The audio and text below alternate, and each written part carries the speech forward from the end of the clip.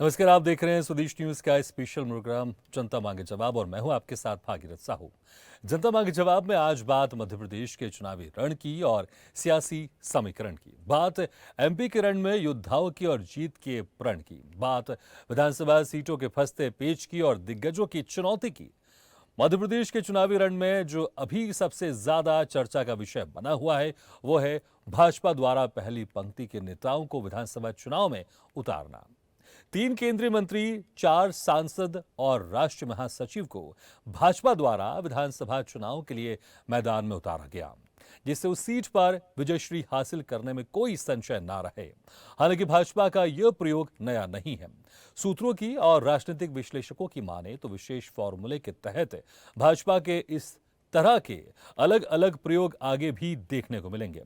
लेकिन सवाल यही है कि एमपी में इसकी जरूरत क्यों? ये तो जग जाहिर है कि जिस तरह से एमपी बीजेपी की चुनावी कमान केंद्रीय नेतृत्व के हाथों में है, जो भी चुनावी निर्णय लिए जा रहे हैं, एमपी के सारे नेता सिर्फ उस लाइन को फॉलो कर रहे हैं। वो बतौर कार्यकर्ता अपने बड़े नेताओं की आज्ञा का पालन कर रहे हैं। अब कांग्रेस भले ही भाजपा की रणनीति को चुनाव से पहले ही हार की हताश बताए, तमाम तर्क दे, लेकिन चुनावी रणनीति पर काम करते हुए बीजेपी नेतृत्व समझ रहा है कि कहां क्या गुंजाइश है। ऐसे में भाजपा कोई भी मौका कांग्रेस को नहीं देना चाह रही है। उधर टिकट को लेकर बात कांग्रेस की करें तो माना जा रहा है कि कांग्रेस की जन आक्रोश यात्रा के खत्म होने के बाद कांग्रेस के उम्मीदवारों की पहली सूची आएगी, जिसमें सिटिंग एमएलए और हारी हुई सीटों के करीब 70 से 80 नाम होंगे। अब देखना यह होगा कि कांग्रेस और भाजपा की सियासी कवायद आगे और क्या क्या रंग लाती है। इसी मुद्दे पर जनता मांगे जवाब में करेंगे चर्चा ऑपरेशन मध्य प्रदेश 2024 का संदेश में।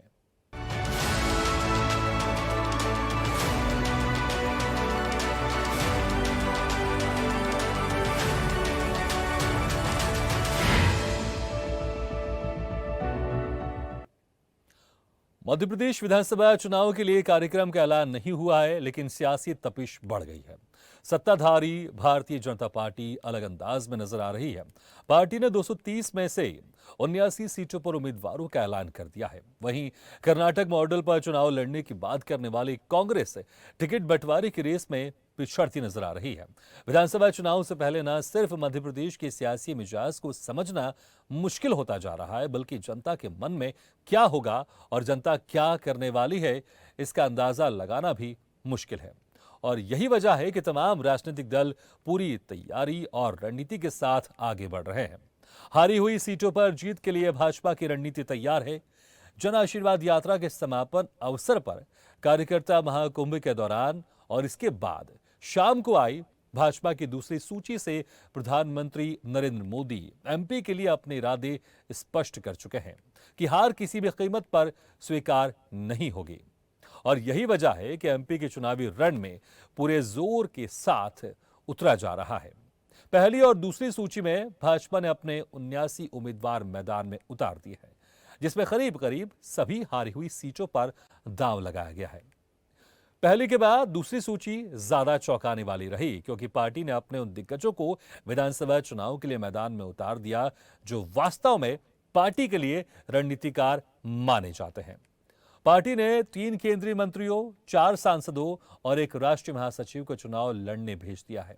इनमें केंद्रीय मंत्री नरेंद्र सिंह तोमर, प्रहलाद पटेल, फग्गन सिंह कुलस्ते, सांसद राकेश सिंह, गणेश सिंह, रीति पाठक, उदय प्रताप सिंह और पार्टी महासचिव कैलाश विजयवर्गीय हैं। खुद कैलाश विजयवर्गीय ने मीडिया के सामने कह दिया कि वो इस फैसले से आश्चर्यचकित हैं, जिस पर कांग्रेस तंज भी कस रही है। दरअसल मध्य प्रदेश की राजनीति को जो समझते हैं वो बीजेपी की राह को आसान नहीं मान रहे हैं। संघ के सर्वे के साथ ही तमाम सर्वे नतीजे बीजेपी के पक्ष में नहीं बताए जा रहे हैं और यही वजह है कि कमान मोदी के हाथ में है और गारंटी जीत की। लेकिन अब कांग्रेस के साथ ही राहुल गांधी, जो एमपी में जीत की गारंटी दे रहे थे, वो मोदी के सामने कितने कामयाब होंगे, ये देखने वाली बात होगी। और देखना यह भी दिलचस्प होगा कि मोदी के एक्शन प्लान के आगे कांग्रेस का क्या प्लान होगा और वो कितना सक्सेस होगा। साथ ही 2024 में उसका कितना असर पड़ेगा, इसी मुद्दे पर जनता मांगे जवाब में करेंगे चर्चा ऑपरेशन मध्य प्रदेश 2024 का संदेश में। लेकिन पहले सुन लेते हैं कुछ प्रतिक्रिया। इसलिए कि मेरी लड़ने की इच्छा ही नहीं थी, 1% भी इच्छा नहीं थी। एक माइंडसेट होता है ना लड़ने का, अपने को तो जाना भाषण, अब बड़े नेता हो गए, अब हाथ जोड़ने का जाएगी तो भाषण देना और निकल जाना, भाषण देना और निकल जाना, ये सोचा था हमने तो प्लान यही बनाया था कि रोज 8 सभा करनी है, 5 हेलीकॉप्टर से और 3 कार से, इस प्रकार रोज 8 सभा करनी है इस पूरे चुनाव में। और ऐसा प्लान भी बन गया था, पर आप जो सोचते वो होता क्या, भगवान की जो इच्छा होती वही होता है। तो भगवान की ऐसी इच्छा थी कि मैं चुनाव लड़ूं, एक बार फिर से जनता के बीच में जाऊं, तो ईश्वर की इच्छा थी। तो मैं एक बार फिर से उम्मीदवार, मुझे अभी भी विश्वास नहीं हो रहा है कि मैं उम्मीदवार हूं, सच कह रहा हूं मैं आपसे। मेरे को लग ही नहीं रहा है कि मुझे टिकट मिल गया और मैं उम्मीदवार बन गया। ऐतिहासिक बहुमत के साथ प्रत्येक बूथ पर माननीय प्रधानमंत्री जी, माननीय अमित शाह जी ने हमें संकल्प लिया है कि प्रत्येक बूथ पर चुनाव जीतना। तो चुनावी रणनीति में इन सभी कार्यकर्ताओं का भी सहयोग लेकर के हम ऐतिहासिक बहुमत की सरकार मध्य प्रदेश के अंदर बनाएंगे। कांग्रेस को चारे खानों चित्त करने का काम हमारे सभी कार्यकर्ता मिलकर के इस चुनाव में करेंगे। प्रधानमंत्री जानते हैं कि भारतीय जनता पार्टी का 18 साल का कुशासन, नए भ्रष्टाचार का शासन, 50% कमीशन खाने वाली सरकार का शासन से मध्य प्रदेश की जनता पूर्ण रूप से ऊब चुकी है और इसलिए मध्य प्रदेश में भाजपा की रवानगी तय है। मध्य प्रदेश में माननीय प्रधानमंत्री जी आप किस बात की गारंटी ले रहे हैं? मध्य प्रदेश भ्रष्टाचार का गढ़ बन चुका है। मध्य प्रदेश में आपके नेता, अभिनेता और कार्यकर्ता भ्रष्टाचार में पूर्ण रूप से लीन हैं। क्या इनको हटाने की गारंटी है मध्य प्रदेश की जनता?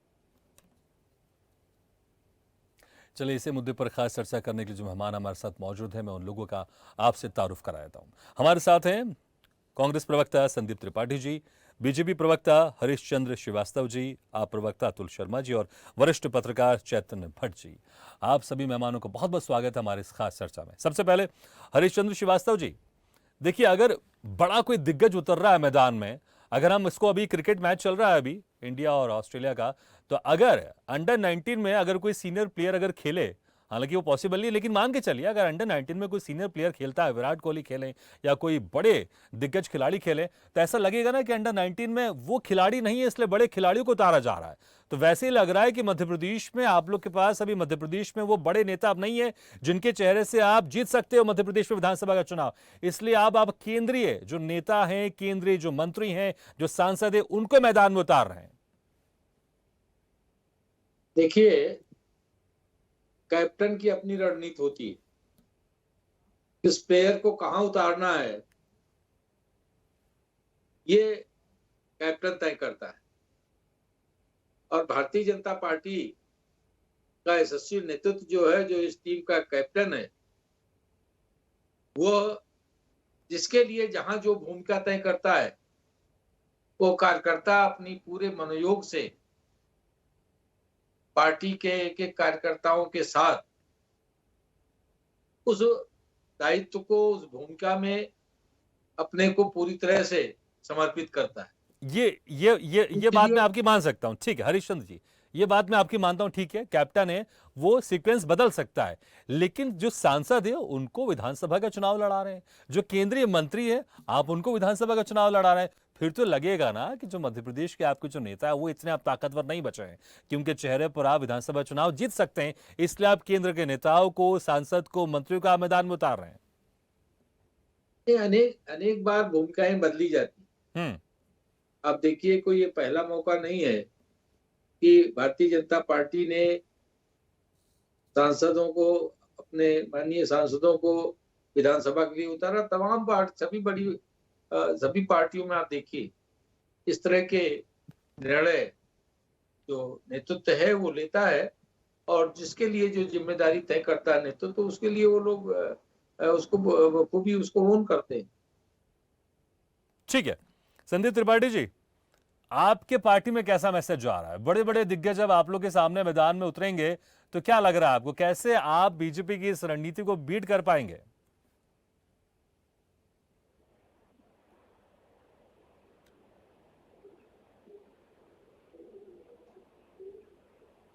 भगीरथ जी, क्रिकेट की बात हो रही है तो क्रिकेट के ही संबंध में बात कर लेते हैं, उसी उसी उसी को लेते हुए। ठीक है। अभी हमने जो है हरीश भाई ने कहा कि कैप्टन जैसा चाहता है, तो मोदी जी रणजी वाले कैप्टन है कि इंडिया टीम के कैप्टन है, पहले ये बता दीजिए। मतलब गजब का, मतलब ये इसको कैसे राजनीतिक हवस है कि सब कुछ जो है वही करेंगे। अरे भाई, आप इंडिया टीम के कैप्टन हो या आप जो है मध्य प्रदेश के जो है रणजी के कैप्टन हो, पहले ये तो डिसाइड कर लीजिए। और बड़ा दुर्भाग्य देखिए सर कि भारतीय जनता पार्टी के कैप्टन महोदय आते हैं रणजी का मैच खिलाने, वो जो है आते हैं मध्य प्रदेश में नाम ही नहीं लेते हैं। मध्य प्रदेश में जो है शिवराज जी का नाम नहीं लेते, राजस्थान में जाते हैं वसुंधरा राजे का नाम नहीं लेते हैं। देखिए एक बात और समझिए, जब ठीक आप है, लेकिन राजनीति इसमें मैं एक लाइन जोड़ना चाहूंगा। क्या मध्य प्रदेश के चुनाव को कांग्रेस बहुत हल्के में ले रही है? उसको रणजी, आप उसको रणजी जो जो टूर्नामेंट है उससे कंपेयर कर रही है, क्योंकि मुझे लगता है अगर मध्य प्रदेश की जनता की बात करें तो यही इंटरनेशनल गेम होगा मध्य प्रदेश की जनता के लिए। तो नहीं, देखिए देखिए, ये एक प्रदेश का चुनाव है और रणजी का मैच जो होता है वो प्रदेश की टीमों के बीच में होता है। उसमें भले वो जो है जो इंडिया टीम में खेल रहा हो वो बैटिंग करे बॉलिंग करे वो तो चलता है, लेकिन जहां तक कैप्टनसी की बात होती है दोनों टीम के कैप्टन अलग अलग होते हैं। एक बात और मैं कहूंगा कि मोदी जी अगर रणजी खेलना ही चाहते हैं तो जैसे अन्य लोगों को उतार दिया है मध्य प्रदेश में, वो भी विधायकी का चुनाव लड़ लेते। पता चल जाता कि बात विधायी भारतीय जनता पार्टी के केंद्र में भी तय है, बनारस से लोगों ने विधायी एकदम उनकी तय कर रखी है। और एक बात और आप समझिए, मध्य प्रदेश के मुद्दे की बात ही नहीं कर रहे हैं मोदी जी। आते हैं बताते हैं हमने ये किया वो किया, शिवराज जी ने 18 साल में क्या किया वो नहीं बताते। जो जाते हैं राजस्थान जाते हैं, वसुंधरा राजे की सरकार ने क्या किया था वो नहीं बताते, और अपना भी जो बताते हैं वो झूठ बताते हैं। एग्जाम्पल में एक छोटा सा सवाल हरीश भाई से जानना चाहता हूँ। हरीश भाई कृपया आप बताइए, आपकी सरकार की एक योजना थी आदर्श गांव योजना, जिसमें एक सांसद को एक साल में एक गांव को डेवलप करना था। मोदी जी भी एक सांसद हैं, मोदी जी के वो डेवलप किए हुए 9 गांवों का नाम बता दीजिए, बस 9 गांव का नाम बता दीजिए, हम समझ लेंगे कि काम किया है। अरे जो आपका कैप्टन है फेलियर है, जीरो पे आउट हो जाता है, उसका कुछ अता पता नहीं है काम की, तो आप खिलाड़ियों की क्या बात करेंगे? आप जीरो हैं, आप सिर्फ झूठ और पीआर एजेंसी के दम पर चल रहे हैं, उधार की आप अपने पार्टी कैप्टन है। को कैसे डिफेंड करेंगे संदीप जी? आप अपने कैप्टन को कैसे डिफेंड करेंगे? वो तो रायबरेली से हार गए थे। वो तो मोदी जी तो कम से कम वाराणसी से अच्छे खासे मार्जिन से जीते हैं। जरा मैं जवाब दे दूं, चलिए हम ये भी बता सकते हैं कांग्रेस के प्रवक्ता महोदय को जवाब दे दूं। सर, अगर आप ये कह रहे हैं कि राहुल जी चुनाव हार गए थे, बहरहाल मध्य प्रदेश के संबंध में हम बात कर रहे थे, अगर आप उसकी भी बात कर रहे हैं तो उसकी भी बात कर लेते नहीं, हैं। मैंने बस एक लाइन जोड़ा क्योंकि आप भी कहा वाराणसी चले गए थे, आप भी दूसरी जगह चले गए थे। मैंने कहा एक लाइन जोड़ देता हूं मैं। ठीक है, अपनी बात कंप्लीट कीजिए आप। अब अपनी बात कंप्लीट कीजिए, फिर मैं आगे बढ़ूंगा। छोटा सा कार्यकर्ता भी खड़ा हो जाएगा। हम्म अमेठी की जनता ने मना लिया, जिस तरीके से अमेठी में स्मृति ईरानी और भारतीय जनता पार्टी ने संजय गांधी, जो कि एक हॉस्पिटल था संजय गांधी जी के नाम से, वो अस्पताल बंद इसलिए करा दिया क्योंकि एक जो है पेशेंट की डेथ हो जाती है। कभी पूरे भारतवर्ष में आपने सुना है कि अगर जो है किसी एक पेशेंट की डेथ हो जाए तो हॉस्पिटल बंद करा दिया जाए? आप बताइए, पूरे भारतवर्ष में बहुत सारे हॉस्पिटल में जो पेशेंट जो है इस तरीके से एक्सपायर होते हैं। हाँ, अगर किसी ने गलती की है तो आप सजा उसको देंगे कि हॉस्पिटल बंद कर देंगे? तो ये जो बदले की राजनीति है, आज अमेठी की जनता सड़कों पर है। आप देखिए लगातार धरना प्रदर्शन चल रहा है, उसमें सारी पार्टियां ठीक है, ठीक है, वापस मध्य प्रदेश में आते हैं। ठीक है, मध्य प्रदेश में आते हैं। ठीक है हरीश जी, आपको जवाब दे रहे थे, फिर मैं आगे बढ़ूंगा। जवाब दे दीजिए आप। देखिए, पहली बात तो अपने कांग्रेस के मित्र को मैं बताना चाहता हूं कि भारतीय जनता पार्टी सामूहिक नेतृत्व का दल है, और कैप्टन की जब बात होती है तो जो सामूहिक नेतृत्व है वही कैप्टन। पहली बात। दूसरी बात, मैं आपको आमंत्रित करता हूं कि आप काशी आके जरा देख जाइए, माननीय मोदी जी की कॉन्स्टिट्यूंसी देख जाइए, और लंबे अरसे से अमेठी और रायबरेली कांग्रेस परिवार के पास रही है, जरा वहां भी भ्रमण कर लीजिए, तो आपको जमीन और आसमान का अंतर नजर आएगा दोनों जगह के विकास। ये तो बात रही जो आप बात कह रहे थे। दूसरी बात, मध्य प्रदेश में आप कह रहे हैं, अरे आदरणीय शिवराज सिंह चौहान जी तो इतने लोकप्रिय है मध्य प्रदेश के जनता जनार्दन के बीच कि बच्चे उनको मामा के नाम से पुकारते ठीक है मैं इसमें भी आऊंगा हरीशचंद्र जी, मैं आऊंगा इसमें भी। मैं भी फिलहाल दूसरे मेहमानों के पास चले जाऊं, क्यों आखिर आप कह रहे हैं कि शिवराज सिंह चौहान इतने पॉपुलर हैं, तो अभी जो 2 दिन पहले यहाँ पर कार्यकर्ताओं का महाकुंभ हुआ, उसमें शिवराज सिंह चौहान की कोई चर्चा नहीं की गई, उसमें उनके द्वारा जो योजनाएं चलाई जा रही उसकी कोई चर्चा नहीं की गई। इस पर भी आऊंगा, इस पर भी आपसे बातचीत करूंगा, ठीक है। लेकिन अतुल शर्मा जी, भाई बीजेपी के पास तो बहुत सारे नेता हैं, कांग्रेस के पास भी है, आपके पास तो सिर्फ केजरीवाल है, कितना इस्तेमाल करेंगे उनका आप इन जब बड़े बड़े दिग्गज मैदान में उतरेंगे मध्य प्रदेश में? तो देखिए, हमारा एक बंदा ही काफ़ी है, केजरीवाल जी काफ़ी हैं इन दोनों पार्टियों के लिए। अभी आज जिस मुद्दे पे डिबेट है, तो मैं इसी पे आगे बढ़ता हूँ कि केंद्रीय नेतृत्व, बीजेपी ने अपने केंद्रीय नेतृत्व के चेहरों को यहाँ पे टिकट देने का काम किया, कई सांसदों को टिकट देने का काम किया। जमीनी स्तर के कार्यकर्ता और युवा बिल्कुल इस टिकट वितरण से नदारद रहे। दूसरी लिस्ट में 31 नए चेहरे आए, तो काफ़ी युवाओं को भी उम्मीद थी भारतीय जनता पार्टी की जो जमीन स्तर से काम कर रहे हैं उनको टिकट नहीं दिया गया और केंद्रीय नेतृत्व को लड़ाने का फैसला लिया गया। तो ये डर है एमसीडी में बीजेपी की हार का। मैं आपको बताना चाहूँगा कि एमसीडी चुनाव में हमारे सूरज मामा भी प्रचार करने गए थे, आदर्श नगर वार्ड 15। हालांकि वहाँ से बीजेपी के जो उम्मीदवार थे वो बुरी तरह से हारे, वो अलग बात है। संपूर्ण एमसीडी में आपके कैलाश विजयवर्गीय, गृह मंत्री हमारे देश के अमित शाह जी ये पर्चे बांटने का काम किए और रिजल्ट क्या है आप सबको पता है, आम आदमी पार्टी के एमसीडी में सरकार बनी। अब इस डर को वो मध्य प्रदेश में फिर से दोहराने जा रहे हैं, उसका स्तर बढ़ा के।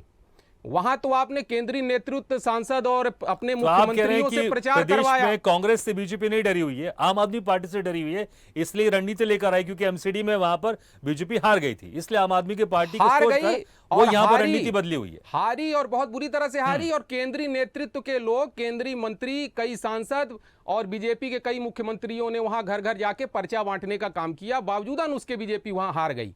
अब मध्य प्रदेश में इस डर का स्तर इनका इतना बढ़ गया है कि अब केंद्रीय चेहरे जो वहां डर की वजह आप पार्टी है, आप पार्टी बिल्कुल डर की वजह है। मैं इस चैनल में बोल रहा हूं डंके की चोट पर, उन्हीं केंद्रीय मंत्रियों को जो वहां पे पर्चा बांटे, उन्हीं केंद्रीय पदाधिकारियों को जो एमसीडी चुनाव में पर्चा बांटे, उनमें से कई को मध्य प्रदेश में टिकट देने का काम किया जा रहा है। तो डर का स्तर बढ़ गया है बीजेपी का। विनाश काले विपरीत बुद्धि, बीजेपी बिल्कुल इस समय संतुलन की स्थिति में नहीं है और आम आदमी पार्टी का जैसा ही चुनावी बिगुल यहां पे फूंका अरविंद केजरीवाल जी ने, तो पूरे पार्टियों में हलचल मच गई है। अभी कैलाश विजयवर्गीय का मैं बयान सुन रहा था आपके चैनल में ही कि मैं हाथ पैर जोड़कर कब तक वोट मांगता रहूंगा, मैं तो बड़ी बड़ी रैलियां करता, मुझे तो उम्मीद नहीं थी, मुझे टिकट मिल गई। तो इस बार अपनी विधानसभा इंदौर 1 नंबर सीट जो कही जाती है उसमें इस बार वो किस तरीके से वोट मांगेंगे, जनता भी इस चैनल के माध्यम से सुन रही है। और अभी तक क्या ये केवल हाथ पैर जोड़कर वोट ले रहे थे जनता से, और जाहिर सी बात है काम किया नहीं है, फिर से हाथ पैर जोड़ने जाएंगे और इस बार इनको वोट नहीं मिलेगा। ठीक है, चलिए आम आदमी पार्टी के साथ, ठीक है। लेकिन जैसा आपने कहा कि बीजेपी आप पार्टी से डरी हुई है और एमसीडी में जो वहां पर हार हुई है उसके तहत ये रणनीति बनाई, ठीक है। हालांकि इससे कितने लोग सहमत होंगे वो बात अलग है। चैतन्य भट्ट जी, ये रणनीति बीजेपी ने जो तैयार की है इस बार, आप इसके पीछे क्या वजह देख रहे हैं? क्या बीजेपी यहां पर कमजोर हो गई है? क्योंकि जो कुछ इंटरनल सर्वे सामने आया, आरएसएस के सर्वे सामने आए, उसमें बीजेपी थोड़ी सी पिछड़ती हुई दिखाई दे रही है। क्या यही वजह है कि रणनीति यहां पर बदली गई है, या फिर बीजेपी बिल्कुल भी रिस्क नहीं लेना चाहती? जिस तरह से गुजरात में दमदार भारी बहुमत के साथ सरकार बनाई है, उसी तरह से इस बार प्लान है, क्योंकि कर्नाटक में एक बीच में बड़ी हार मिली है वहां पर, और बीजेपी इस बार कोई भी रिस्क नहीं लेना चाहती, इसलिए बड़े बड़े नेताओं को मैदान में उतारा है। देखिए भागीरथ जी, 2018 का जो चुनाव था उसमें बीजेपी को जिस तरह से हार मिली थी, उससे भाजपा का जो हाई कमान है वो बहुत चौकस है, बहुत चौकन्ना है, और वो किसी भी हालत में 2023 का जो विधानसभा का मध्य प्रदेश का चुनाव है उसमें कोई भी चूक नहीं छोड़ना चाहते। जो भी कांग्रेस के बड़े चेहरे हैं उनके खिलाफ उन्होंने अपने बड़े चेहरों को उतारा है। ये बात सही है कि भारतीय जनता पार्टी का जो हाईकमान है वो हमेशा इस तरह चौंकाने वाले निर्णय लेता है, और जिन लोगों को कभी आशा भी नहीं थी कि जो 4-4, 5-5 बार के सांसद और केंद्रीय मंत्री हैं, बहुत सीनियर हैं, उनको विधानसभा का चुनाव लड़ना पड़ेगा। आप देखिए कि नरेंद्र सिंह तोमर को आपका चुनाव समिति का संयोजक बनाया था, अध्यक्ष बनाया था, जिनको टिकट बांटने की जिम्मेदारी थी, उन्हीं को उन्होंने टिकट दे दी कि आपको टिकट चुनाव लड़िए। तो ये जो स्ट्रेटजी है भारतीय जनता पार्टी की कि वो 24/7/365 ये पूरे टाइम वो इलेक्शन मोड में रहती और वो बिल्कुल नहीं चाहती कि इस तरह की कोई भी गंभीर परिस्थिति उत्पन्न हो जिसमें हमको हार का सामना करना पड़े। ये बात सही है कि जो सर्वे आ रहे हैं, जो आप भी बता रहे हैं कि नेक टू नेक फाइट है, और जब नेक टू नेक फाइट होती है तो कहीं ना कहीं पलड़ा इस तरफ या उस तरफ हो सकता है। लेकिन ये भी हमको देखना होगा कि अगर भारतीय जनता पार्टी और कांग्रेस के बीच में 10 या 15 या 7 या 8 विधायकों का अंतर होगा तो मुझे लगता है कि भारतीय जनता पार्टी एक बार फिर से सरकार बना लेगी, क्योंकि वो जैसे 2018 में था, कुछ ही सीटों का फर्क था। जी, साम दाम दंड भेद की परिभाषा को बहुत अच्छी तरह से राजनीति में समाहित करती है। और राजनीति में ये तय भी है कि भाई राजनीति में लोग जो आते हैं वो सत्ता के लिए आते हैं, क्योंकि उनका ये मानना है कि हम सत्ता में आएंगे तभी हम लोगों का भला कर पाएंगे। अब वो भला कितना होता है, राजनीतिक खुद अपना कितना भला करते हैं, एक अलग मुद्दा है। लेकिन जब सत्ता होती है, आप देख ही रहे हैं कि अभी किस तरह की शिवराज सिंह लगातार घोषणाएं कर रहे हैं समाज के हर वर्ग के लिए। उन्होंने खजाना खोल दिया है। ये अलग बात है कि वो पैसा जो बांटा जा रहा है वो कहीं ना कहीं जनता से ही वसूल किया जाएगा, क्योंकि पार्टी अपनी जेब से तो दे नहीं रही ना, शिवराज सिंह अपनी जेब से दे रहे हैं। कर्ज इतना बढ़ता जा रहा है कि जितना मध्य प्रदेश का बजट है उससे 1.5 गुना तो कर्ज हो चुका है मध्य प्रदेश शासन। लेकिन वो ये सोच रहे हैं कि अगर बाय द वे हम नहीं आए तो ठीक है, फिर वो जो आने वाली सरकार है वो चाय के लिए भी तरस जाएगी। तो ये जो तरीका है भारतीय जनता पार्टी का, इसको जनता समझती ऐसा नहीं है। लेकिन देखिए, जो चीज मुफ्त में मिल रही है उसको हर व्यक्ति लेना चाहता है, और जो व्यक्ति मुफ्त दे रहा है उसके पक्ष में कहीं ना कहीं उसकी मानसिक अवस्था बनती है कि ये व्यक्ति हमको मुफ्त में चीज दे रहा है। लेकिन ये मुफ्तखोरी जो है ये देश के लिए कितनी घातक है, ये राजनीति इसलिए नहीं समझते क्योंकि उनको इससे कोई फर्क पड़ता नहीं। सरकारी पैसा है, आप लुटाते जाओ, कोई फर्क नहीं पड़ने वाला। तो भारतीय जनता पार्टी ने जिस तरह से लोगों को उतारा है मैदान में, जैसे हमारे राकेश सिंह है, वो 4 बार के सांसद है जबलपुर के, और चारों बार उनका जो जीतने का अंतर है वोटों का वो लगातार बढ़ता गया। विवेक तनखा जैसे बड़े एक चेहरे को उन्होंने 4 लाख वोटों से हराया था। चूंकि तरुण भानोट पश्चिम में एक बहुत बड़ा चेहरा है, पूर्व वित्त मंत्री रहे हैं, इसलिए उनकी तुलना में पश्चिम में एक ऐसे व्यक्ति को उतारना भारतीय जनता पार्टी के लिए जरूरी था जो उनका मुकाबला कर सके, क्योंकि पश्चिम में फहरिस्त भी बहुत लंबी थी। करीब 8 से 10 लोग इस लाइन में थे, उम्मीदवारी में थे, और पार्टी को ये लगा कि अगर इनमें से किसी एक व्यक्ति को हम टिकट देते हैं तो हो सकता है कि बाकी के लोग नाराज हो जाए। इसलिए एक ऐसे सर्वमान्य व्यक्ति को टिकट देकर, जिसका अच्छा एक प्रभाव है और जो पिछले 4 बार से 20 वर्षों से जबलपुर का प्रतिनिधित्व संसद में कर रहा है और हमेशा उसके जो वोटों की संख्या है वो लगातार बढ़ती जा रही है, तो ऐसे व्यक्ति को उतारा गया। इसी तरह से आप देखिए कि परिवारवाद पे भी उन्होंने कुछ आक्रमण सरीका किया है। जालिम सिंह जो प्रहलाद पटेल के भाई थे उनको हटा दिया गया, उनकी जगह नरसिंहपुर से प्रहलाद पटेल को टिकट दी गई।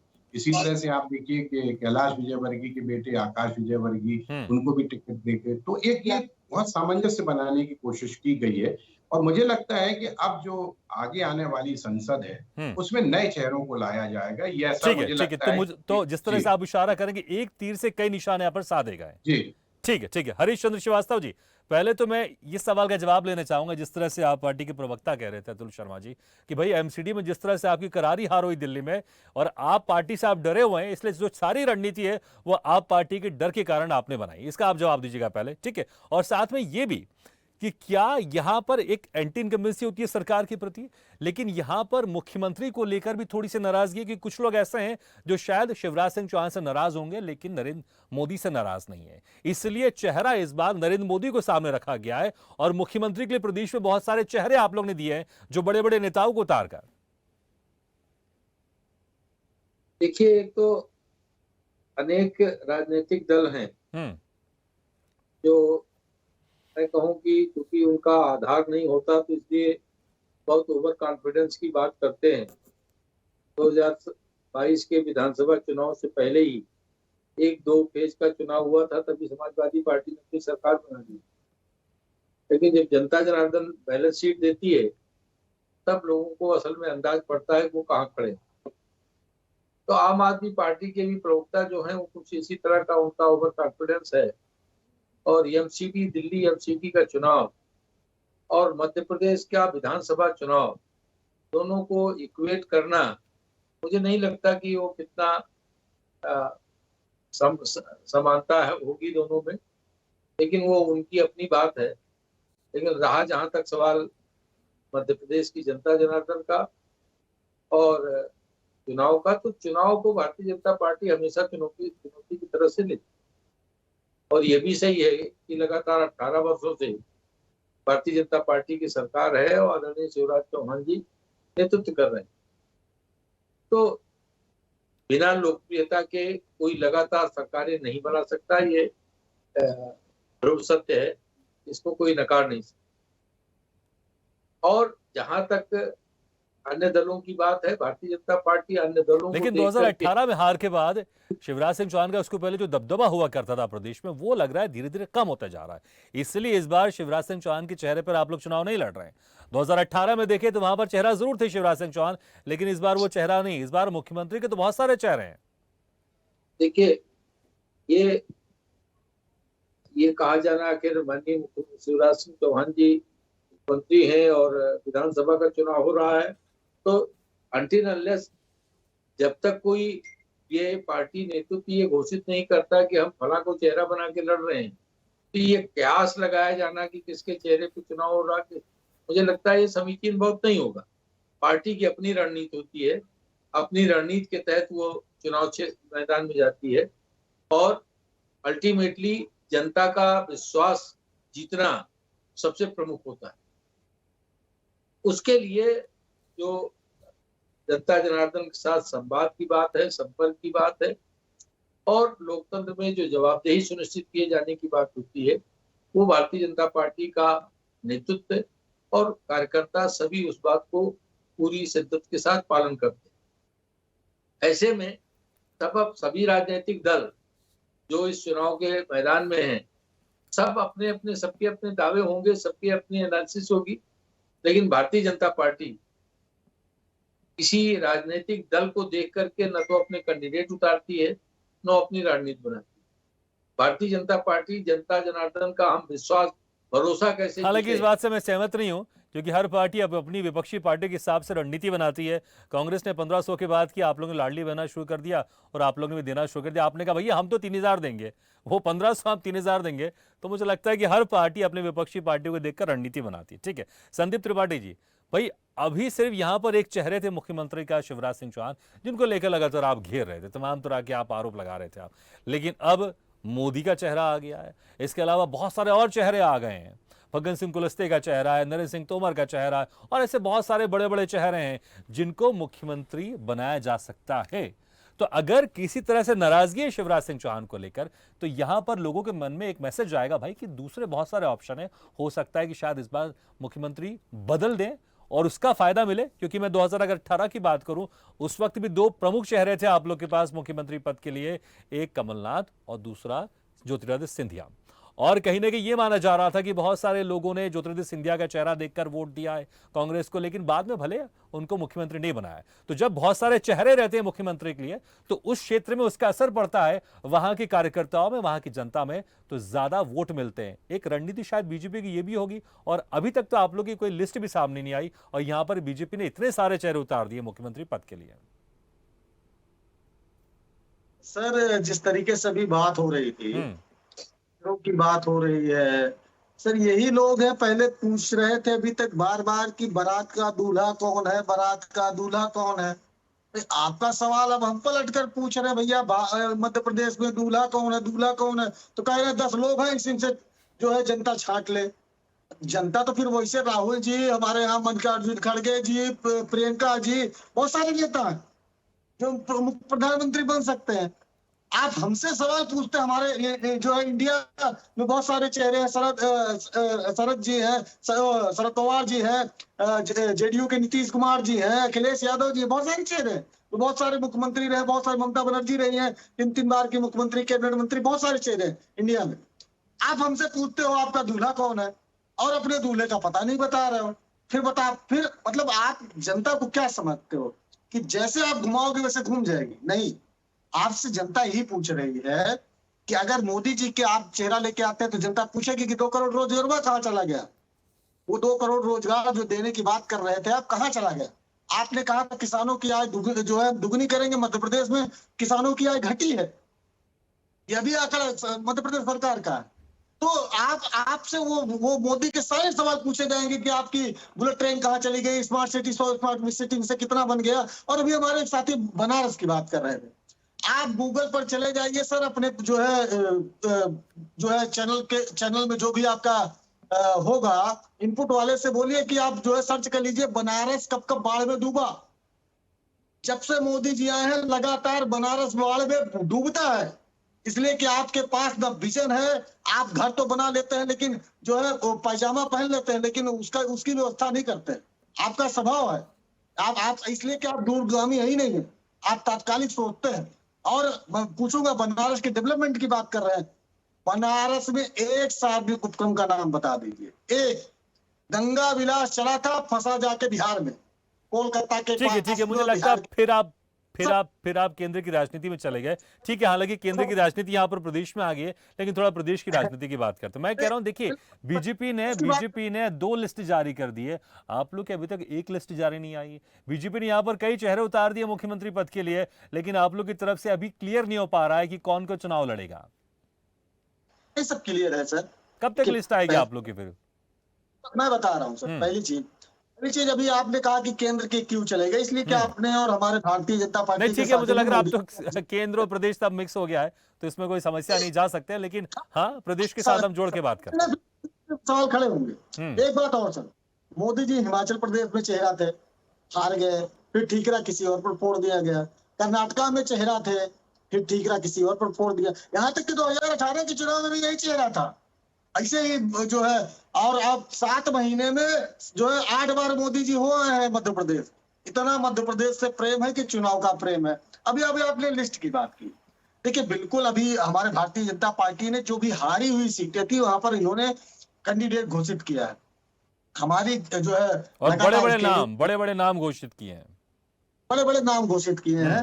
और जो है उसमें 2 मोदी जी चाह रहे हैं कि जो है, एक्चुअली एक बात और बूढ़ बात मैं कह दूं, मोदी जी 73 वर्ष के हो गए हैं और जो क्राइटेरिया वो देते हैं उस क्राइटेरिया में आगे मोदी जी फिट नहीं बैठ रहे। तो सवाल पूछने वाले जो चेहरे होंगे वो राजनीति में इसी चुनाव में वो खत्म कर देना चाहते हैं। वो खत्म कर देना चाहते हैं कैलाश विजयवर्गीय की राजनीति। यहीं पर आप जाइए, विधानसभा लड़िए। तो आप ये कह रहे हैं जो बड़े-बड़े दिग्गजों को उतारा है वहां से वो बड़े-बड़े दिग्गज हारने वाले, ये कह रहे हैं आप? बिल्कुल सर, बिल्कुल। और ठीक है, चलिए इसका ये बड़ा गुणा भाग है, इसमें कौन हारे कौन जीतेगा, इस पर मुझे लगता है इस पर हम और चर्चा करेंगे। लेकिन ठीक है, अतुल शर्मा जी से पूछ लेता हूं थोड़ा। ठीक है अतुल शर्मा जी, जिस तरह से आप एमसीडी का जिक्र कर रहे थे, हालांकि उसका जवाब दे दिया है बीजेपी प्रवक्ता रिश्चंद जी ने। ठीक है, आप उसमें दे सकते हैं, लेकिन ठीक है, लेकिन मुझे ये बताइए, देखिए यहाँ पर 2 बड़ी पार्टियां हैं, कभी कांग्रेस जीतती है, कभी बीजेपी जीतती है, कुछ सीटों में कभी बसपा रही है, एक आध सीटों में कभी सपा रही है, लेकिन प्रमुख तौर से 2 बड़ी पार्टियां रही हैं। लेकिन इन दोनों के बीच में यहाँ पर आप पार्टी किस तरह से अपनी रणनीति बनाने में जुटी हुई है? एक तरफ बीजेपी इतने बड़े बड़े नेताओं के साथ यहाँ पर रणनीति बना रही है, जिसको लेकर कहीं ना कहीं कांग्रेस भी अभी असमंजस में क्या करे। मुझे लग रहा है शायद कहीं जो सीटें, जो डिस्ट्रीब्यूशन का मामला थोड़ा अभी और फंसने वाला है, क्योंकि इतने बड़े बड़े नेता उतार दिए हैं। तो इन सबके बीच में भी आप पार्टी कैसा महसूस कर रही है, और कैसे इन रणनीतियों के बीच में, दोनों बड़ी पार्टियों के बीच में निकल के जो बड़े बड़े दावे कर रहे हैं आप लोग कि इस बार प्रदेश में हमारी सरकार बनेगी, कैसे उसको पूरा करेंगे आप लोग? देखिए भागीरथ जी, मैं आपको बताता हूँ, कुछ रूढ़िवादी विचारधाराओं से हमें निकलना पड़ेगा, कुछ रूढ़िवादी ढांचों से हमको अब बाहर निकलना पड़ेगा। एक बहुत बड़ी बात है कि जैसे 2018 में कोई भी सीएम चेहरा बीजेपी ने घोषित नहीं किया था और चुनाव लड़े, यानी उनका चेहरा मोदी जी ही थे, और 2018 में बीजेपी हार के आई, सबको पता है। अब जीत की गारंटी बनेंगे दिग्गज। तो जीत के गारंटी दिग्गज कितने बने हैं, कैसे बनते हैं, आपको भी पत्रकारिता का लंबा अनुभव रहा है, आपने विधानसभा चुनाव के नतीजे देखे हैं, लोकसभा चुनाव के नतीजे देखे हैं।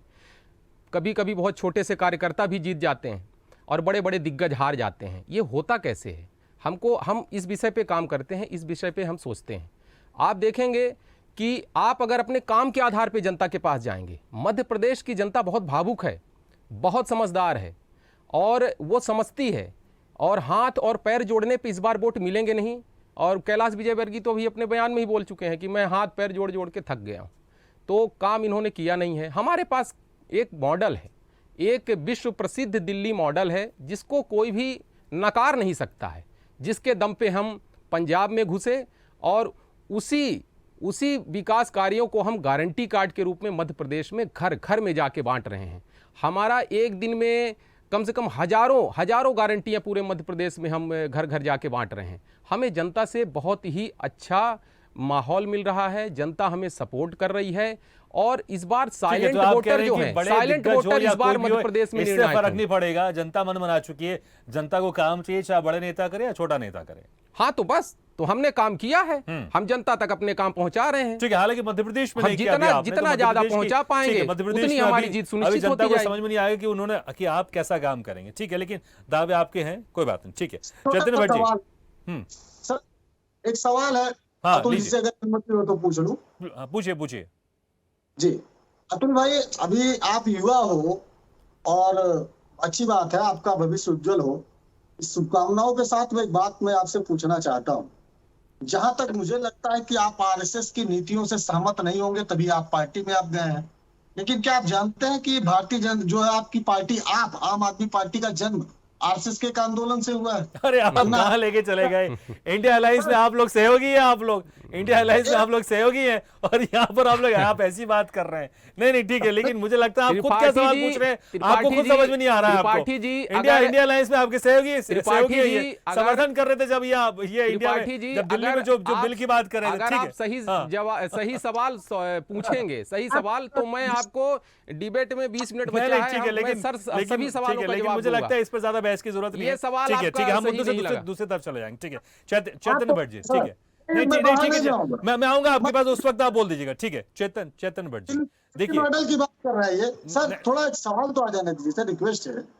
आप दिल्ली मॉडल की बात कर रहे हैं, पूरे दिल्ली में मात्र आप 2 कॉलेज, एक कॉलेज अभी खुला है, एक नया कॉलेज का नाम जो खुला है उसके अरे मैं वही तो कह रहा हूं कि आप लोग की राजनीति बड़ी अजीब सी है। जब लोकसभा की बात करते हैं तो आप लोग एक दूसरे के गले में बाहर डाल के, एक दूसरे के एक कंधे पे आप लोग हाथ पे हाथ डाल के घूमते। जैसे विधानसभा चुनाव की बात होती है आप लोग आमने सामने खड़े हो जाते हैं। ठीक है, चलिए ठीक है, हो गया। चैतन्य जी नहीं ठीक है, ये मुझे लगता है फिर दूसरी तरफ चले जाएगी, फिर बहुत सारे सवाल आ जाएंगे मेरे पास। ठीक है, चैतन्य भट्ट जी। ठीक है, चैतन्य भट्ट जी, देखिए जिस तरह से यहाँ पर केंद्रीय नेतृत्व ने टिकट बांटा है, ठीक है, तरह झूठ फैलाते हैं। नहीं ठीक है, मैं फिर वही कह रहा हूँ, लोकसभा चुनाव में आप लोग साथ साथ खड़े, विधानसभा में आप लोग एक दूसरे के सामने खड़े। ठीक है, चैतन्य भट्ट जी। ठीक है, चैतन्य भट्ट जी, यहाँ पर जिस तरह से टिकट बांटा है यहाँ पर केंद्रीय नेतृत्व ने, लेकिन ऐसा लगता है कि उन नेताओं को भरोसे में नहीं लिया है जिनको टिकट दिया गया है। कैलाश विजयवर्गीय का बयान देखा हमने, वो कह रहे मैं आश्चर्यचकित हूँ, भाई इतने बड़े नेता को आप टिकट दे रहे विधानसभा में और आपने उनको बताया तक नहीं, कि उनको बाद में बचा रहा है कि भाई मुझे तो टिकट दे दिया, अभी तक उनको विश्वास नहीं हो रहा है। तो कहीं ये जो ऐसा लग रहा है कि जिन बड़े नेताओं को टिकट दिया उनको विश्वास में नहीं लिया, अगर वो अधमने मन से लड़ेंगे चुनाव तो क्या वो जिता पाएंगे? क्या जो सोचकर केंद्रीय नेतृत्व ने उनको टिकट दिया है वो पूरा हो पाएगा? देखिए भागवत जी, भारतीय जनता पार्टी में 2 लोगों की चलती है। ये सब कहने की बातें हैं कि हम सामूहिक रूप से निर्णय लेते हैं, ये सब फालतू की बातें हैं। सिर्फ 2 व्यक्ति निर्णय लेते हैं और वही निर्णय सबको शिरोधार्य होता है। जो भी प्रत्याशी अभी खड़े किए गए हैं, उन्होंने पत्रकार वार्ता में एक ही शब्द कहा है कि पार्टी जैसा हमको आदेश करती है हम उस तरह से काम करते हैं। दूसरी बात यह है कि पहले से ये तय हो गया था कि जो केंद्रीय नेतृत्व है वही मध्य प्रदेश का संचालन करेगा, और इसलिए आप देखिए कि भूपेंद्र यादव और अश्विनी वैष्णव को यहाँ पर भेजा गया था, क्योंकि प्रादेशिक नेतृत्व मुझे लगता है कि भारतीय जनता पार्टी के हाईकमान पर भरोसा बचा नहीं, क्योंकि 2018 में जो हार हुई थी उससे वो बहुत ज्यादा विचलित थे, और इसलिए उन्होंने पूरी जिम्मेदारी है वो केंद्रीय नेतृत्व के 2 वरिष्ठ मंत्रियों को दे दी थी, जो रोज फीडबैक देते थे हाईकमान को, और वहां से जो भी निर्णय होता है वो भारतीय जनता पार्टी में, आप ये मान के चलिए, क्योंकि एक अनुशासित पार्टी है और फिर जिस तरह से मोदी जी का एक जो आभा मंडल है उसके सामने किसी की कोई हैसियत है नहीं। तो जिन लोगों को भी टिकट दिया गया है उनसे पूछने की आवश्यकता नहीं, वहाँ को आदेश चलता है कि आपको चुनाव लड़ना है। नहीं, लेकिन कम से कम पहले बता तो देना था, कम से कम बिठा कर कि भैया हम आपको टिकट देने वाले हैं, ताकि कम से कम मीडिया में कोई नेगेटिव बयानबाजी तो नहीं हो। अब कांग्रेस तंज कस रही है।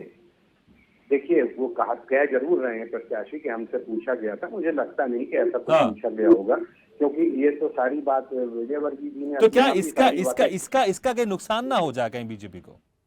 नहीं, देखिए नुकसान तो इसलिए भी नहीं होगा क्योंकि जो बड़े बड़े नेता हैं वो अपनी पूरी ताकत लगाएंगे कि हम विधानसभा का चुनाव जीत जाए, नहीं तो हमारा तो राजनीतिक जो कैरियर है वही खत्म हो जाएगा। कल के दिन ये कहा जाएगा कि जब आप एक विधानसभा नहीं जीत सकते हैं तो हम लोकसभा में आपको कैसे टिकट दें। मुझे लगता है कि आगामी जो लोकसभा होगी उसमें नए चेहरे आएंगे। ये भी एक स्ट्रेटेजी है कि आप बड़े नेताओं को, जो बहुत वर्षों से 4-4 5 बार के जीते हुए नेता हैं, उनको आप इस तरह से फंसा दो कि अगर आप जीत गए तो मध्य प्रदेश की राजनीति में फंस जाओगे, और अगर हार गए तो ये कहने को हो जाएगा कि साहब आप तो हार गए, विधानसभा का चुनाव नहीं जीत पाए तो हम संसद कर सके।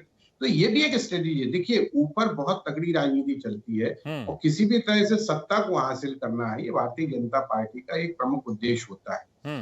जो कुछ भी हो रहा है वो, इसमें कोई शक नहीं है कि कांग्रेस बहुत पिछड़ती जा रही है। कांग्रेस में अभी तक किसी प्रत्याशी की घोषणा नहीं की गई और कांग्रेस हमेशा से इस मामले में पिछड़ती और जा क्या रही है। अब ये जो बड़े नेताओं को उतारा है बीजेपी ने, इसके कारण और थोड़ा टाइम लगेगा कांग्रेस को सोचने में? अब देखिए वो तो जरूरी है क्योंकि कई जगह ऐसी भी स्थिति है कि कांग्रेस के नेता, कांग्रेस के चेहरे के सामने भारतीय जनता पार्टी का चेहरा नहीं है कोई। जैसे आप छिंदवाड़ा देख लीजिए, छिंदवाड़ा में जो कमलनाथ के सामने बंटी साहू को उतारा गया है वो कोई इतना बड़ा चेहरा नहीं है। तो भारतीय जनता पार्टी ये भी देख रही है और कांग्रेस भी ये देख रही है कि इन जिन लोगों को उतारा गया उनके सामने हम कौन सा चेहरा ला के रखें। लेकिन भारतीय जनता पार्टी में जिस तरह से केंद्रीय मंत्रियों को और जो सीनियर केंद्रीय मंत्री उनको उतारा गया, तो उसकी तुलना में कांग्रेस को भी बहुत सोच विचार के अपने कैंडिडेट उतारना पड़ेगा, क्योंकि जो सर्वे अभी तक आए थे वो तो ठीक है, इशारा कर रहे थे कि दोनों में नेक टू नेक फाइट है। लेकिन जिस तरह से उन्होंने स्ट्रेटेजी बदली है भारतीय जनता पार्टी ने और बड़े बड़े नेताओं को विधानसभा के चुनाव में खड़ा कर दिया, चर्चा तो ये भी हो रही है कि भारतीय जनता पार्टी ये भी हो सकता है कल के दिन केंद्रीय मंत्री से कहे कि आप पार्षद का चुनाव लड़ो। ये मजाक में इस तरह की बातें भी चल रही हैं। तो मुझे लगता है कि जिस तरह से एक इतने बड़े सीनियर लीडर्स को विधानसभा का चुनाव लड़ाने की बात है, तो उसके पीछे सिर्फ एक ही कारण है कि हमारी पार्टी कमजोर ना पड़ पाए और हम किसी तरह से सत्ता से हट ना पाए। क्योंकि 2018 का जो चुनाव था वो वास्तव में इस तरह का था कि जिसमें दूसरी बात जो अभी आप बार बार कह रहे हैं कि शिवराज सिंह चौहान की जो स्थिति है, मुझे लगता है कि ये बात सही है कि अभी जम्बूरी मैदान में जो बात हुई थी उसमें शिवराज सिंह चौहान का नाम प्रधानमंत्री ने नहीं लिया और न मध्य प्रदेश की किसी योजना के बारे में कहा गया। दूसरी तरफ उन्होंने ऐसे कई चेहरे सामने ला दिए हैं कि जो चुनाव जीतते हैं तो हो सकता है कि कल के दिन फग्गन सिंह कुलस्ते आदिवासी मुख्यमंत्री बनाया जाए। ये लंबे समय से बात चल रही थी, तो ये भी हो सकता है कि इनमें से किसी को चेहरा बना दिया जाएगा। लेकिन जिस तरह से शिवराज सिंह को इग्नोर किया जा रहा है वो भी एक बड़ा आश्चर्यजनक तथ्य है। अब उसके पीछे क्या स्ट्रेटेजी है भारतीय जनता पार्टी के हाईकमान की, ये तो भारतीय जनता पार्टी के बड़े नेता ही बता। ठीक है हरीशचंद्र जी, मुझे लगता है शायद ये स्ट्रेटेजी तो आप भी नहीं समझ पा रहे होंगे आखिर क्या स्ट्रेटेजी है, क्योंकि मुझे लगता है कि क्योंकि देखिए जो सांसद है उनको आप विधानसभा का चुनाव लड़ा रहे हैं, जो मंत्री है, जो मोदी कैबिनेट में मंत्री उनको विधानसभा का चुनाव लड़ा रहे हैं। अगर जीत गया तो ठीक है, बहुत अच्छी बात है, यहाँ पर आप लोग के प्रदेश में सरकार बन भी सकती है और आप और मजबूत होंगे। लेकिन अगर हार गए तो फिर इनका भविष्य का क्या होगा, इसके ऊपर ही बहुत सारे सवाल उठ रहे हैं कि आखिर क्या होगा इन नेताओं के भविष्य का, और क्या लोकसभा में कुछ नए चेहरे आएंगे इसलिए उन नेताओं को जिनको टिकट नहीं देना है या फिर इस तरह से उनकी विदाई कर दो, विधानसभा में भेज दो कि ताकि अगर जीत गए तो बहुत अच्छी बात है, प्रदेश में रहिए, या हार गए तो फिर हम आपको लोकसभा का टिकट भी कैसे दे सकते हैं। और दूसरी बात, शिवराज सिंह चौहान को लेकर हम अक्सर बातें कर रहे हैं क्योंकि देखिए बहुत सालों तक रहे यहाँ पर, वो बड़ा चेहरा है और अच्छे गांव-गांव में मामा के नाम से जाने जाते हैं। लेकिन आखिर ऐसा क्या हो गया कि नरेंद्र मोदी साहब जब 2 दिन पहले बड़ा समारोह था यहाँ पर, कार्यकर्ता महाकुंभ था, उनका नाम नहीं लिया, उनकी बहुत सारी महत्वाकांक्षी योजनाओं का नाम नहीं लिया, लाडली बहना योजना जिसको ट्रम्प कार्ड माना जा रहा बीजेपी का, उसका जिक्र तक नहीं किया। देखिए किसी दायित्व को छोटा या बड़ा मानना, या कोई सांसद है वो अगर विधायक का चुनाव लड़ रहा है तो आप ये अगर उसको इवैल्यूएट करते हैं कि साहब उसको सांसद से कहाँ विधायक पे चुनाव लड़ने के लिए कह दिया गया। मुझे लगता है कि सार्वजनिक जीवन में व्यक्ति अपने काम से बड़ा बनता है, विधायक भी कई बार उनका ठीक है, काम इसमें एक लाइन और जोड़ लीजिएगा। ठीक है, बहुत अच्छी बात है, आपने अपने सांसदों को टिकट दिया, लेकिन भाई इनको पहले बता देते, थोड़ा कॉन्फिडेंस में ले लेते। कैलाश विजयवर्गीय के बयान तो आप भी सुन रहे होंगे, वो बड़े आश्चर्यचकित हैं। वो कह रहे हैं मैंने तो सोचता नहीं था कि मुझे टिकट मिलेगा, मुझे टिकट मिल गया, मैं तो कुछ और सोच रहा था, हाँ मुझे अपने विधानसभा क्षेत्र में वोट मांगने जाना पड़ेगा। देखिए, वो भी बड़े नेता हैं, मैं उस पर कोई टिप्पणी नहीं करता, हाँ, और मैं उसका कोई एक सामान्य कार्यकर्ता हूँ ये भी नहीं समझ सकता कि उनको, लेकिन जो प्रक्रिया है कि नीचे की फीडबैक के आधार पर जो जिले से लेकर के तक की, ऐसा नहीं है कि केवल एक दो आदमी बैठ करके वो नाम तय कर देते, ऐसा बिल्कुल नहीं है।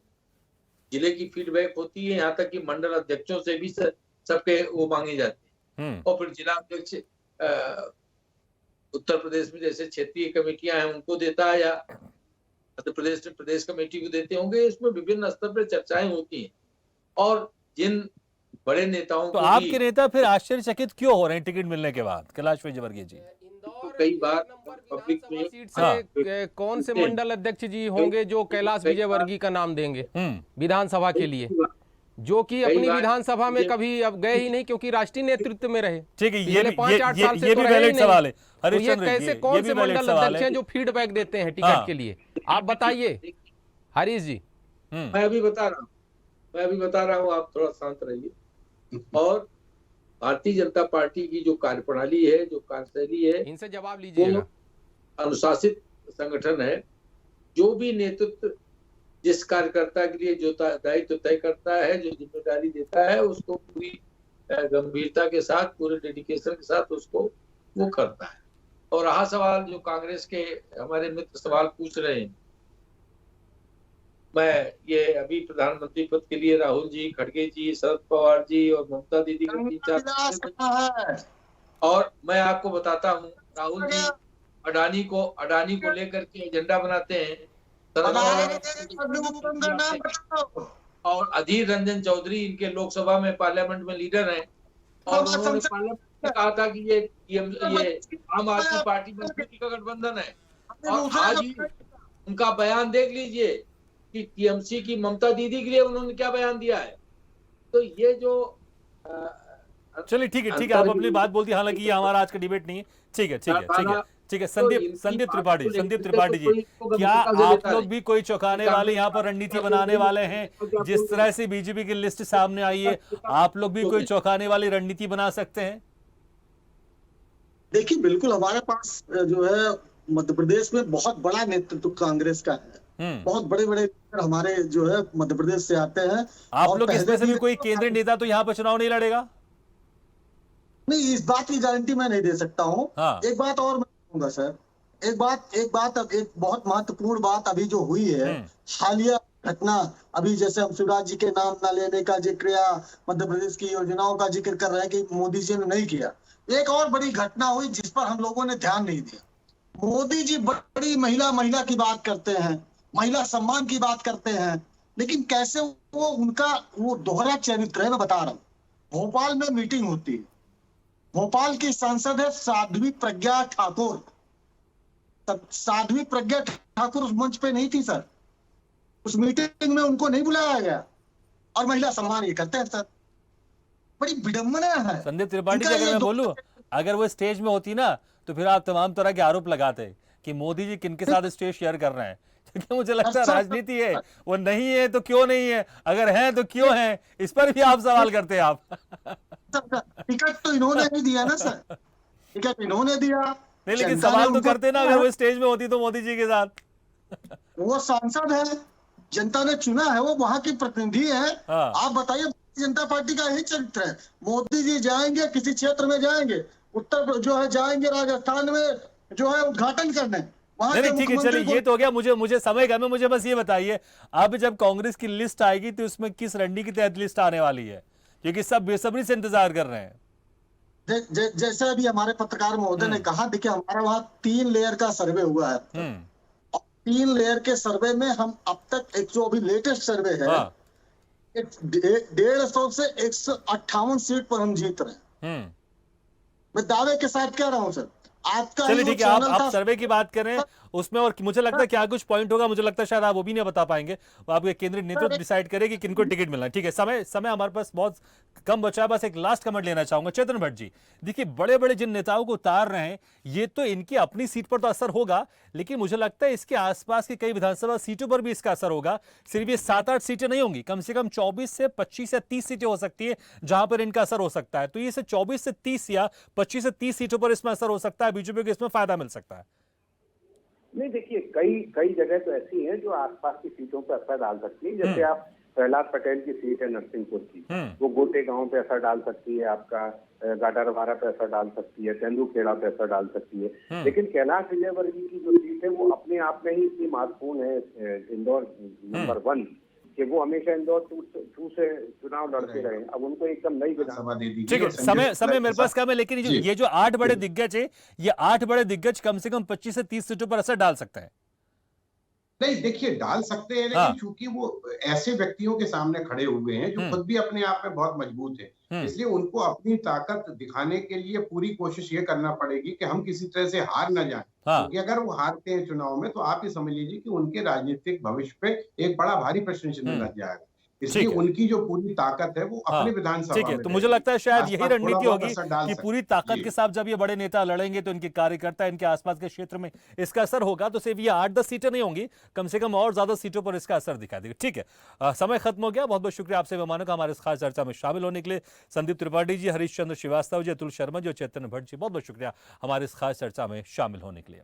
तो ऑपरेशन मध्य प्रदेश 2024 का संदेश, अभी उसके पहले 2023 के विधानसभा चुनाव होने वाले, लेकिन इसका असर 2024 तक भी पड़ेगा, क्योंकि अभी जीत जो हार होगी, प्रदेश में 5 राज्यों में चुनाव है, कुछ महीनों बाद लोकसभा चुनाव भी होगी, तो इसका असर वहां जरूर पड़ेगा। लेकिन यहां पर जो बीजेपी की रणनीति है, देखना होगा बीजेपी की रणनीति कितनी कारगर साबित होती है और इसके जवाब में कांग्रेस की क्या रणनीति बनती है और आप पार्टी इसमें क्या कुछ फेरबदल करती है। जो यहां पर एक विस्तारवादी अपनी करने की कोशिश कर रही है आप पार्टी, उसका यहां पर कितना असर होता है और उसका फायदा या नुकसान किसको होता है, ये भी देखना पड़ेगा। लेकिन एक गजब की रणनीति यहां पर बीजेपी नेतृत्व की तरफ से दिखाई दे रही है, देखना होगा बीजेपी को कितना इससे फायदा होता है।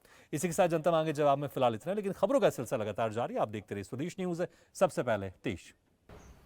ऐसे ही वीडियो के लिए लाइक करें, शेयर करें, फॉलो करें और YouTube पर जाकर सब्सक्राइब करें और बेल आइकन को दबाना ना भूलें। और ताजा तरीन अपडेट के लिए स्वदेशलाइव.com पर जरूर जाएं।